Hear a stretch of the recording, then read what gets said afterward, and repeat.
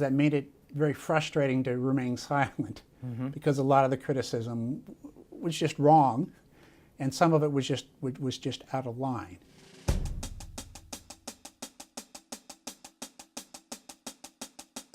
It bothers the heck out of me that CBO makes this grandiose claim of how many people will lose their insurance because they're too ignorant under the models they create. It's a coach screaming at the referees. You blew the game for me.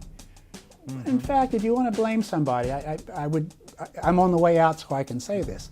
If Congress really wanted to change Obamacare, they're the ones that blew it with their process, not CBO. And I gotta say, their process was one where it made it very difficult on CBO. There wasn't much debate. There were no hearings. There was very little discussion about what the details were. In fact, they had us work confidentially for a long time in secret. I had a lot of bad interactions with members of Congress who wanted to know what we were working on.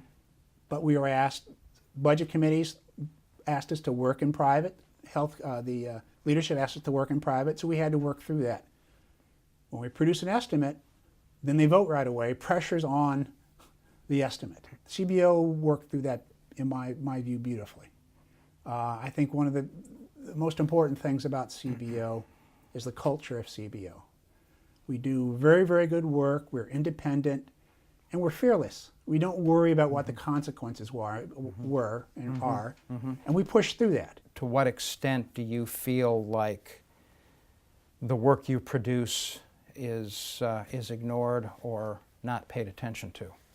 Well, I have to admit, one of the things that I've learned to do is not keep score and not to look at what Congress actually does enact or doesn't enact, because once we've done the work, it sort of stands on its own. I think if there's one area where it's been kind of disappointing since I've been here, is the deficit. The debt has really grown significantly during quite good economic times. Last 4 years, we've added trillions of dollars to the debt. That is actually really unprecedented.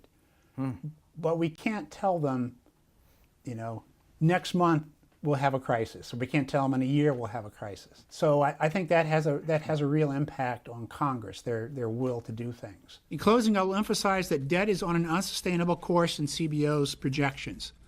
To put it on a sustainable one, lawmakers will have to make significant changes to tax and spending policies. One thing about CBO does a lot of analysis, but CBO does not make policy recommendations to Congress, right?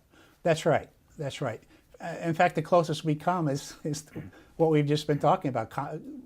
CBO comes pretty close to making a recommendation when we say it's unsustainable. Okay. I'm almost uncomfortable saying that, but it's true. The problem is real, and at some point, even if it's past 30 years, it's not sustainable.